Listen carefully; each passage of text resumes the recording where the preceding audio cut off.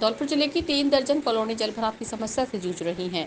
बारिश के पानी से करीब 1.5 महीने से जलमग्न हुई कॉलोनी के लोगों का जीना दुश्वार हो गया है।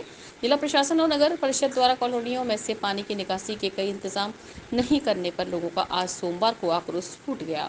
लोगों ने नगर परिषद कार्यालय पहुंचकर सिस्टम के खिलाफ जमकर नारेबाजी की है और आक्रोशित लोगों ने नगर परिषद आयुक्त अशोक शर्मा को जमकर खरी खोटी सुनाई है।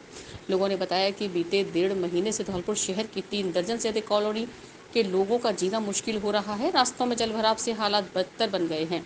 लोगों के घरों में पानी घुस रहा है। पक्के मकान गिरकर धराशायी हो रहे हैं। महिला, बुजुर्ग और बच्चों का निकलना मुश्किल हो रहा है। नगर परिषद और जिला प्रशासन के अधिकारी बिल्कुल भी लोगों की समस्या की तरफ ध्यान नहीं दे रहे हैं। कॉलोनियों में बीमारियां फैल रही हैं। कई बार लिखित में शिकायत पत्र देकर नगर परिषद आयुक्त और जिला कलेक्टर समेत तमाम प्रशासन के अधिकारी और कर्मचारियों को अवगत करा दिया है, लेकिन जिले के आला अधिकारियों को के कानों के जू तक नहीं रेंग रही है। धौलपुर शहर की राजाखेड़ा बाईपास के पास बनी कॉलोनी के लोग सोमवार को नगर परिषद कार्यालय पहुंच गए, जहां उन्होंने नारेबाजी कर हंगामा किया। इस दौरान लोगों ने नगर परिषद के कर्मचारियों से नोक-झोंक भी हो गई। आक्रोशित लोगों ने नगर परिषद आयुक्त अशोक शर्मा को जमकर खरी खोटी सुनाई। दोनों तरफ से तनातनी की भी नौबत देखने को मिली है। कॉलोनी के लोगों ने आयुक्त को चेतावनी दी है कि पानी निकासी नहीं की गई तो सड़क पर आंदोलन किया जाएगा। नगर परिषद आयुक्त अशोक शर्मा ने बताया कि सीवरेज लाइन की सफाई की व्यवस्था फिलहाल नहीं हो सकती है। नगर परिषद के पास पर्याप्त पैसा नहीं है। फंड स्वीकृत होने के बाद श्वीयर लाइन की सफाई कराई जाएगी। ट्रैक्टर के माध्यम से पानी की वैकल्पिक व्यवस्था करा रहे हैं। पानी निकासी की वैकल्पिक व्यवस्था कराई जा रही है। राज्य सरकार को 12 करोड़ का प्रपोजल बनाकर भेजा दिया है। राशि स्वीकृत होने के बाद बंद पड़ी सीवर लाइन की सफाई कराई जाएगी। हम लोग दोबारा 12 बजे नगर परिषद राजाखेड़ा बाईपास से बलरामलाल कॉलोनी, बजरंग कॉलोनी, 7-8 कॉलोनियों के लोग इकट्ठे होकर के नगर परिषद आए। दोबारा यहाँ 12 बजे हमारे पहुँचने के बाद में जब ईओ साहब को उनको सूचना दी गई, इसके बाद ईओ साहब यहाँ आए।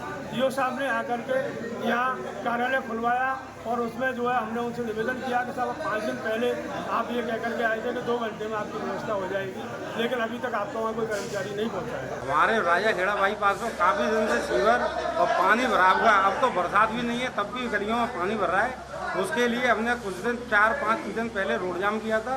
जब आयुक्त साहब मौके पर आगे शाम तक का आश्वासन दे गए थे, उसके बाद कोई कार्रवाई नहीं हुई। फिर आज हम सब लोगों ने आयुक्त साहब से सुबह से संपर्क किया, कोई संपर्क नहीं हुआ। उसके बाद 12 बजे हम यहाँ आए तो उनके चैम्बर में ताला डला मिला। एक्सीएन साहब भी नहीं थे। फिर उनसे संपर्क लिया, कोई संपर्क नहीं किया। उसके बाद वो आए, हमने अपनी समस्याएं रखी, धुलमुल जवाब दिया। स्थायी कोई उन्होंने समाधान का वो नहीं किया है कि इससे कोई समाधान हो सके। बरसात का मौसम है, पार्षद होने के नाते 20 बार जेईएन फौजदार जी को मैं कंप्लेंट कर चुका। मेरे वार्ड में ना तो कोई लाइट उनने सही कराई।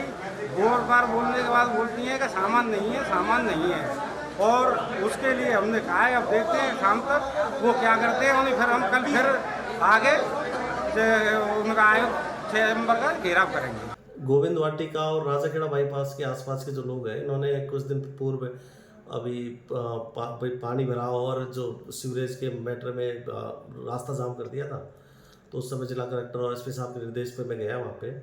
तो उसमें जो बेसिक समस्या क्या है, ये लगभग 10 से 15 साल पुरानी है कि वहाँ जो सीवरेज की जो लाइन है वो ब्लॉकेज हो रही है। और उसकी जब तक बाईपास लाइन नहीं डलेगी, जो मेरे एक्शन और उनसे बात हुई है, तो जब तक उस समस्या का कोई सॉल्यूशन नहीं है, क्योंकि उसकी जगह जगह चौक हो गई या उसमें टेक्निकल डिफेक्ट है। हमने क्या है कि बाईपास लाइन के लिए स्टेट गवर्नमेंट को 12 करोड़ का डीपीआर बना के भिजवाए गए हैं।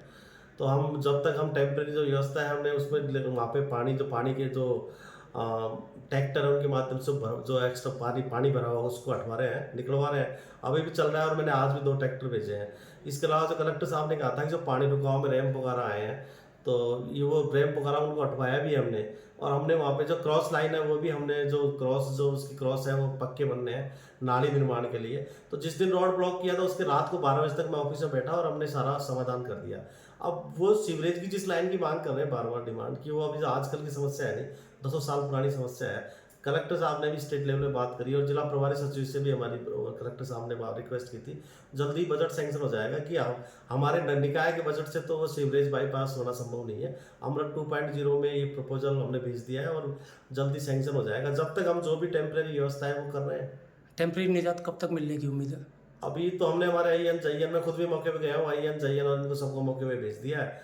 और केवल वो सीवरेज के अलावा सारी समस्या आज शाम तक कल तक सॉर्ट आउट कर देंगे। बाड़ी शहर में चोरी की वारदातें थमने का नाम नहीं ले रही हैं। बेलगाम चोरों द्वारा बाइक चोरी के साथ घरों में चोरी की लगातार वारदातें की जा रही हैं। ताजा मामला शहर की व्यस्ततम राजपूत कॉलोनी का है, जहां एक घर से चोरों ने हजारों की नकदी के साथ लाखों रुपए के गहनों को पार किया है। घटना को लेकर पीड़ित गृह स्वामी ने कोतवाली थाने में रिपोर्ट दी है। शहर की राजपूत कॉलोनी गायत्री के मंदिर के पास निवासी पीड़ित ओम प्रकाश उर्फ टन्ना ठाकुर पुत्र राम भरोशी ठाकुर ने बताया कि देर रात को चोरों ने दबे पांव उनके घर में प्रवेश किया और बरामदे में सोई हुई उनकी पत्नी के गले में से सोने के मंगलसूत्र को काट लिया। इसके बाद उन्होंने सभी को सोया हुआ देख कमरे में घुसकर अलमारी के ताले तोड़कर उसमें रखे सोने के 5 पेंडल की पंचाली कंठी के साथ एक जोड़ी सुई धागा, 3 सोने की अंगूठी, एक जोड़ी झुमकी, एक जोड़ी बाली, 2 सोने की जंजीर के साथ 3 जोड़ी पायजेब चांदी की और 30,000 रुपए की नकदी को चोरी कर ले गए। घटना की जानकारी उन्हें सुबह जागने पर हुई, जिसके बाद आज पड़ोस के लोग एकत्रित हो गए। सभी लोगों ने चोरों को काफी तलाश किया, लेकिन कोई सुराग हाथ नहीं लगा। इसके बाद पीड़ित ओम प्रकाश ठाकुर ने कोतवाली थाने में चोरी की घटना की रिपोर्ट दी है। शहर के दोहा मोहल्ले में चकाचक की बगिया के पास रविवार की देर रात चोरों द्वारा दहशत फैलाने का मामला सामने आया है। आसपास के लोगों ने बताया कि चोर झाड़ियों में छुपे हुए थे, जिनको जब लोगों ने देखा तो फायरिंग करते हुए भाग गए। घटना को लेकर मामले की जानकारी पुलिस को दी है। कोतवाली थाना प्रभारी शिवलहरी मीणा ने बताया कि राजपूत कॉलोनी में हुई चोरी की घटना को लेकर मामले की जांच की जा रही है। पुलिस ने कॉलोनी पहुंच वारदात का मौका निरीक्षण किया है। कॉलोनी सहित आसपास के क्षेत्र में सीसीटीवी कैमरे नहीं होने के चलते अभी चोरों को लेकर कोई साक्ष्य हाथ नहीं लगा है और प्रयास जारी है। हमारे घर पे चोरी हो गई। मेरी बहू का तो मंगलसूत्र 1 तोले का काट के ले गए चोर। और छोटे बच्चे की तिजोरी में से 5 पेंडल की पांचाली, 1 लर और सुई धागा और बारी और 30,000 रुपये और 1 मर्दानी लर। हाँ, घर पे ही थे। मैं सो रहा था, मेरी बात सो रही और बहू बच्चा की बहू सो रही और बच्चा सो रहा के बाहर नहीं लगे थे, तो जो ले गए उसको घर के अंदर। धौलपुर जिले के छात्रों से 26 सितंबर को सीईटी की परीक्षा देने जाते समय मारपीट हुई थी। इस मामले में धौलपुर युवा कांग्रेस द्वारा धौलपुर रोडवेज के मुख्य प्रबंधक को ज्ञापन दिया गया है। ज्ञापन के जरिए युवा कांग्रेस द्वारा मांग की गई है कि छात्रों के साथ जिस ड्राइवर और कंडक्टर ने मारपीट की है उनके खिलाफ कार्यवाही की जाए। युवा कांग्रेस ने चेतावनी दी है कि अगर आरोपियों के खिलाफ कार्यवाही नहीं होती है तो युवा कांग्रेस बस को रोकने के लिए मजबूर होगी। युवा कांग्रेस के जिला अध्यक्ष तरुण शर्मा ने बताया कि हमारे छात्रों के साथ जो जाती हुई है वो बर्दाश्त नहीं की जाएगी। युवा कांग्रेस के प्रदेश उपाध्यक्ष उज्ज्वल शर्मा ने कहा है कि युवाओं के साथ मारपीट होने के बाद भी अभी तक किसी तरह की कोई कार्यवाही नहीं की गई है, जिससे साफ दिख रहा है कि प्रशासन की मिलीभगत भी है। युवा कांग्रेस के ज्ञापन पर रोडवेज प्रशासन की ओर से 7 दिन का समय मांगा है। रोडवेज के अधिकारियों ने अगले 7 दिन में रिपोर्ट मंगवाकर कार्यवाही करने की बात कही है। इस दौरान विपेंद्र परमार, बिट्टू कृष्णा सेवकरवार, मोंटी शर्मा, अंशुल भिलवारे, अभिषेक सक्सेना, रुस्तम गुर्जर, बिंटू पंडित, गौरव विकास आदि मौजूद रहे। धौलपुर जिले के सेपो ब्लॉक में परोवा गांव में राजकीय प्राथमिक स्वास्थ्य केंद्र का उद्घाटन सोमवार को हो गया। चिकित्सा प्रभारी डॉक्टर रजत सिंह द्वारा मरीजों का स्वास्थ्य परीक्षण कर अस्पताल की विधिवत पूजा अर्चना कर शुरुआत की गई। गांव में सरकारी अस्पताल खुलने से ग्रामीणों में खुशी की लहर दौड़ गई। खुशी के इस पल को ग्रामीणों ने एक दूसरे को मिठाइयां खिलाकर सेलिब्रेट किया है। पूर्व ब्लॉक कांग्रेस अध्यक्ष विनीत कुमार शर्मा ने बताया कि सैपो ब्लॉक के परोवा गांव में पूर्व संसदीय सचिव एवं पूर्व विधायक गिरिराज सिंह मलिंगा द्वारा राजकीय प्राथमिक स्वास्थ्य केंद्र को मंजूर कराया था।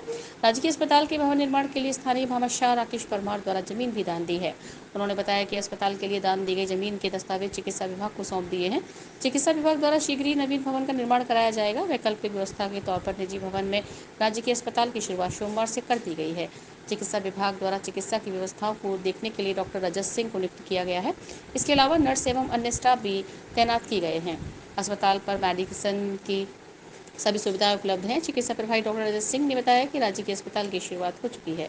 ग्रामीण चिकित्सकीय सेवाओं का लाभ उठा सकते हैं। सभी प्रकार की बीमारियों की दवाएं एवं जांच की व्यवस्था उपलब्ध है। इस अवसर पर सरपंच जवाहर सिंह कुशवाहा, लटूर सिंह परमार, केदार सिंह परमार, राम अवतार परमार, सोमवीर सिंह परमार, चिकित्सा कर्मी महेश चंद्र गोस्वामी, महेश सिंह परमार, धनंजय शर्मा आदि मौजूद रहे। उप स्वास्थ्य केंद्र परुआ को पिछली सरकार ने प्राथमिक स्वास्थ्य केंद्र के रूप में प्रोमोट किया है। काफ़ी समय से हमारा इस अस्पताल का संचालन हो रहा था। आज हमारे नए डॉक्टर्स के रूप में रजत सिंह जी पधारे।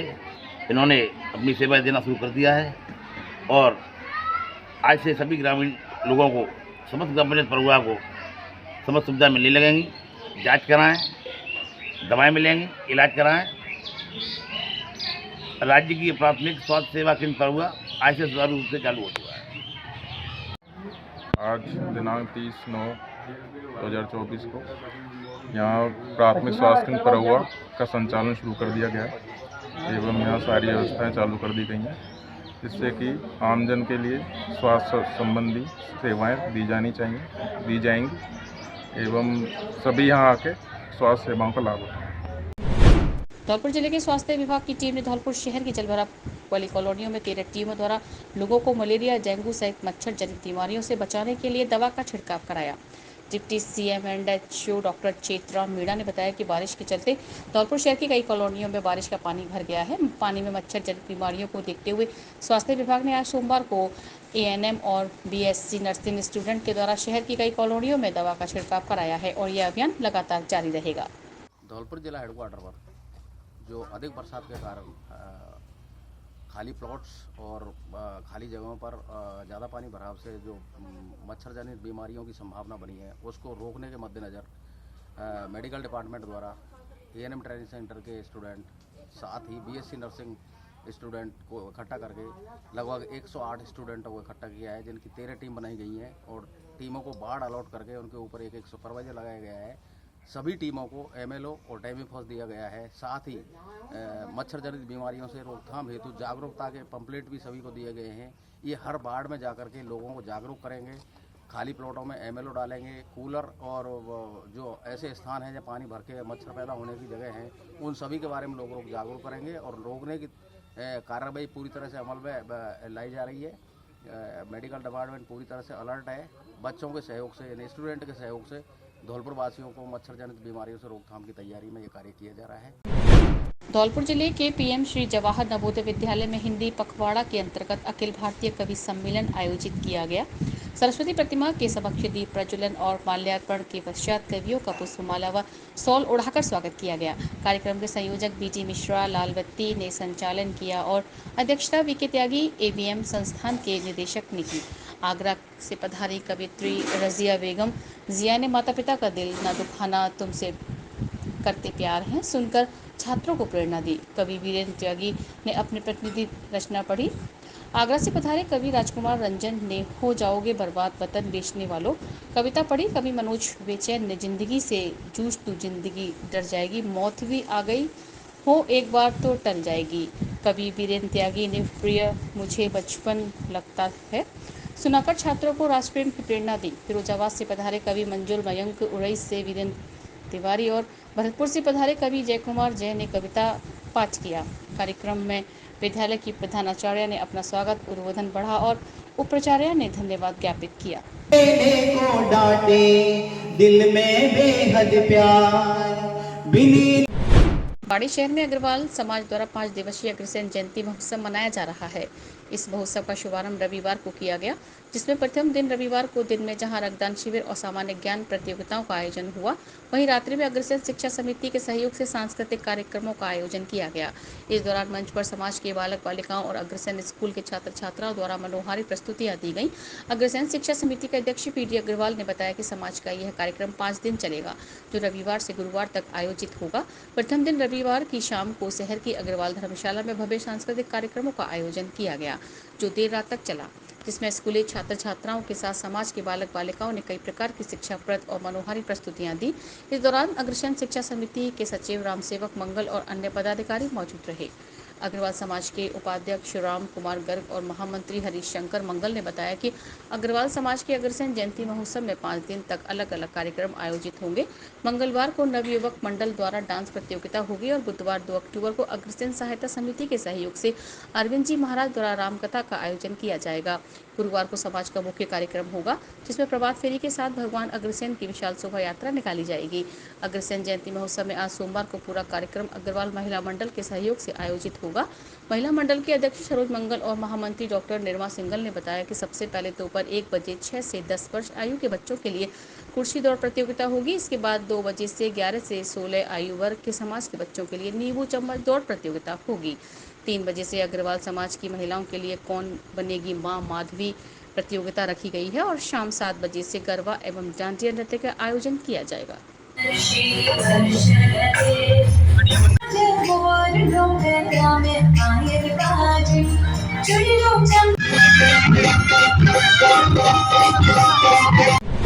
बाड़ी में स्वच्छता ही सेवा पखवाड़े के तहत आमजन को जागरूक करने के लिए विभिन्न प्रकार के कार्यक्रम किए जा रहे हैं। आज सोमवार को शहर के पंचायत समिति सभागार में ब्लॉक स्तरीय कार्यक्रम में डॉक्टर और उनकी मेडिकल टीम द्वारा सभी ग्राम पंचायत के सफाई मित्र और उनके परिवारों का स्वास्थ्य परीक्षण किया।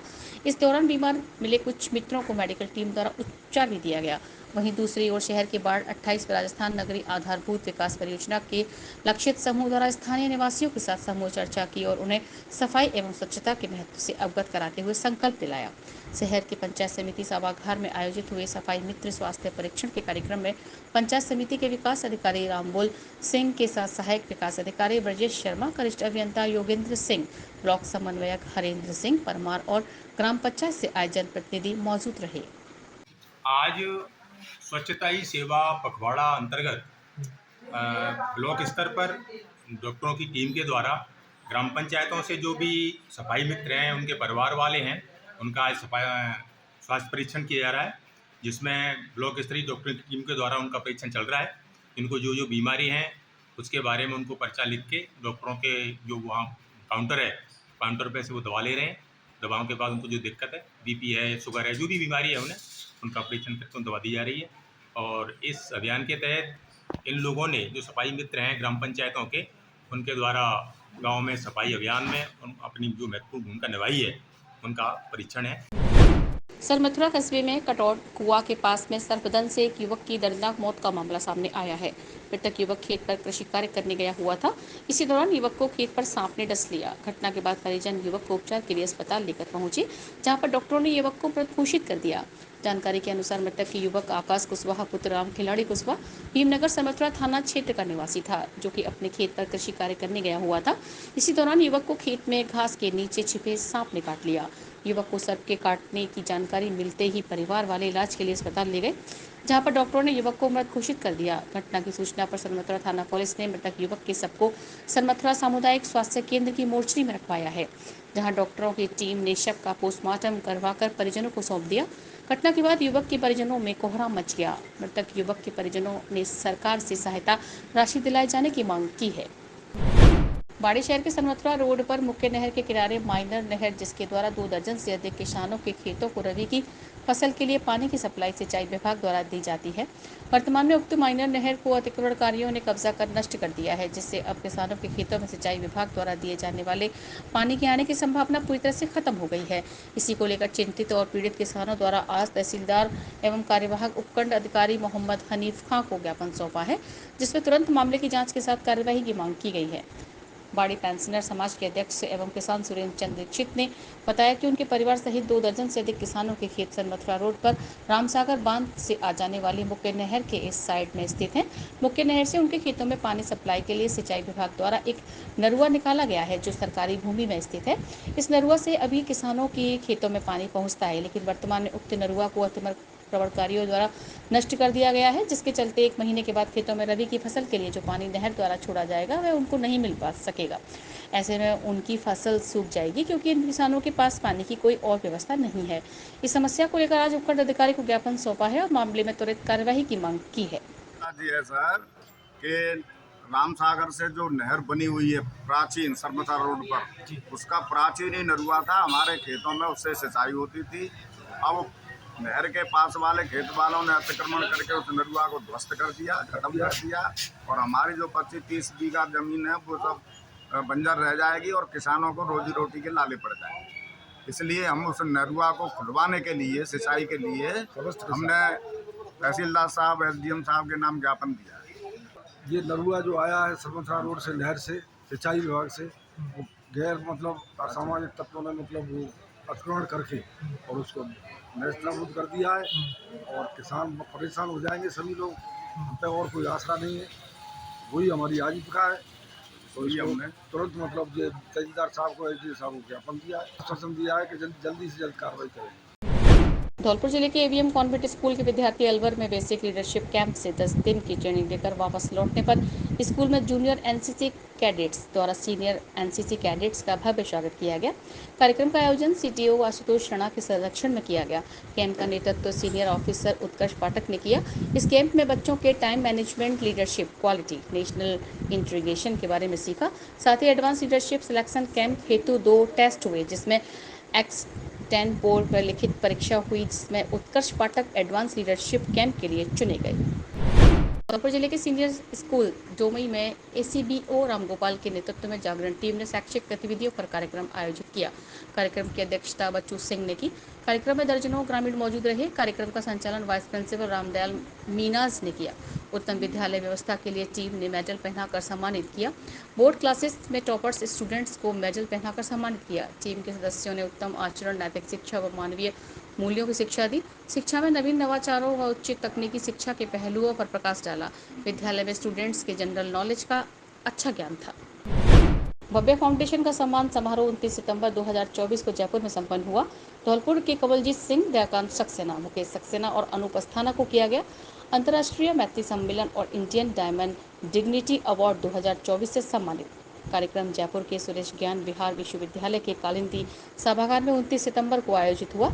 इस समारोह में देश विदेश की लगभग 200 प्रतिभाओं को सम्मानित किया गया। निशक्तजन, कैंसर पीड़ित, ऑटिज्म, वर्री, एड्स, बाल बसेरा गृह के बच्चों को विशेष रूप से सम्मानित किया गया।